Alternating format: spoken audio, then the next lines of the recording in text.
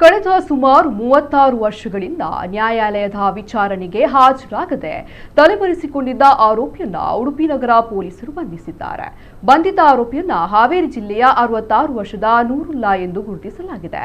ಈತನ ವಿರುದ್ಧ 1990ರ ಜೂನ್ 21ರಂದು ಉಡುಪಿ ನಗರ ಠಾಣೆಯಲ್ಲಿ ಕರ್ನಾಟಕ ಅರಣ್ಯ ಕಾಯ್ದೆಯಂತೆ ಪ್ರಕರಣ ದಾಖಲಾಗಿತ್ತು. ಆತನನ್ನ 1990ರ ಜೂನ್ 22ರಂದು ಬಂಧಿಸಿ ನ್ಯಾಯಾಲಯಕ್ಕೆ ಹಾಜರುಪಡಿಸಲಾಗಿತ್ತು. ನ್ಯಾಯಾಲಯವು ಆರೋಪಿಗೆ ನ್ಯಾಯಾಂಗ ಬಂಧನ ವಿಧಿಸಿತ್ತು.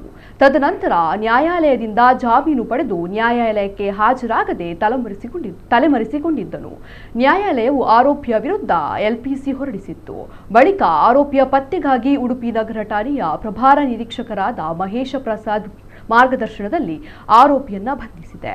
2026ರ ಜೂನ್ 22ರಂದು ವಾರೆಂಟ್ನೊಂದಿಗೆ ನ್ಯಾಯಾಧೀಶರ ಮುಂದೆ ಹಾಜರುಪಡಿಸಿದ್ದು ಆರೋಪಿತನಿಗೆ ನ್ಯಾಯಾಂಗ ಬಂಧನ ವಿಧಿಸಿದೆ.